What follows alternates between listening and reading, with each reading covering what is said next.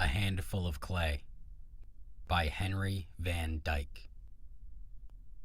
There was a handful of clay in the bank of a river. It was only common clay, coarse and heavy, but it had high thoughts of its own value and wonderful dreams of the great place which it was to fill in the world when the time came for its virtues to be discovered. Overhead, in the spring sunshine, the trees whispered together of the glory which descended upon them when the delicate blossoms and leaves began to expand, and the forest glowed with fair, clear colors, as if the dust of thousands of rubies and emeralds were hanging, in soft clouds, above the earth.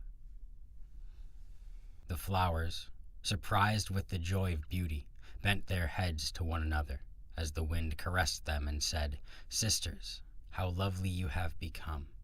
You make the day bright." The river, glad of new strength and rejoicing in the unison of all its waters, murmured to the shores in music, telling of its release from icy fetters, its swift flight from the snow-clad mountains, and the mighty work to which it was hurrying, the wheels of many mills to be turned, and great ships to be floated to the sea. Waiting blindly in its bed, the clay conformed itself with lofty hopes. "My time will come," it said. "I was not made to be hidden forever. Glory and beauty and honor are coming to me in due season." One day, the clay felt itself taken from the place where it had waited so long. A flat blade of iron passed beneath it and lifted it and tossed it into a cart with other lumps of clay, and it was carried far away, as it seemed, over a rough and stony road. But it was not afraid, nor discouraged, for it said to itself, "This is necessary.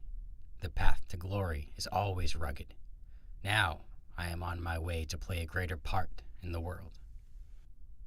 But the hard journey was nothing compared with the tribulation and distress that came after it.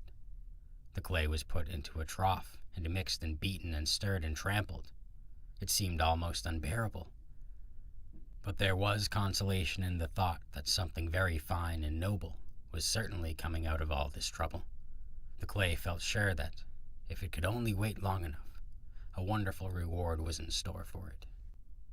Then it was put upon a swiftly turning wheel, and whirred around until it seemed as if it must fly into 1,000 pieces. A strange power pressed it and molded it as it revolved, and through all the dizziness and pain it felt that it was taking a new form. Then an unknown hand put it into an oven, and fires were kindled about it, fierce and penetrating, hotter than all the heats of summer that had ever brooded upon the bank of the river. But through all, the clay held itself together and endured its trials, in the confidence of a great future. Surely, it thought, I am intended for something very splendid, since such pains are taken with me. Perhaps I am fashioned for the ornament of a temple, or a precious vase for the table of a king. At last, the baking was finished. The clay was taken from the furnace and set down upon a board in the cool air under the blue sky. The tribulation was past. The reward was at hand. Close beside the board there was a pool of water, not very deep, not very clear, but calm enough to reflect, with impartial truth, every image that fell upon it. There, for the first time, as it was lifted from the board, the clay saw its new shape, the reward of all its patience and pain, the consummation of its hopes. A common flower pot, straight and stiff, red and ugly. And then it felt that it was not destined for a king's house, nor for a palace of art, but it was made without glory or beauty or honor, and it murmured against the unknown maker, saying, "Why hast thou made me thus?" Many days were passed in sullen content. Then it was filled with earth, and something, it knew not what, but something rough and brown and dead-looking, was thrust into the middle of the earth and covered over. The clay rebelled at this new disgrace. "This is the worst of all that has happened to me, to be filled with dirt and rubbish. Surely I am a failure." But presently it was set in a greenhouse, where the sunlight fell warm upon it, and water was sprinkled over it, and day by day as it waited, a change began to come to it. Something was stirring within it, a new hope. Still it was ignorant, and knew not what the new hope meant. One day the clay was lifted again from its place and carried into a great church. Its dream was coming true after all. It had a fine part to play in the world. Glorious music flowed over it. It was surrounded with flowers. Still it could not understand. So it whispered to another vessel of clay, like itself, close beside it. "Why have they sent me here?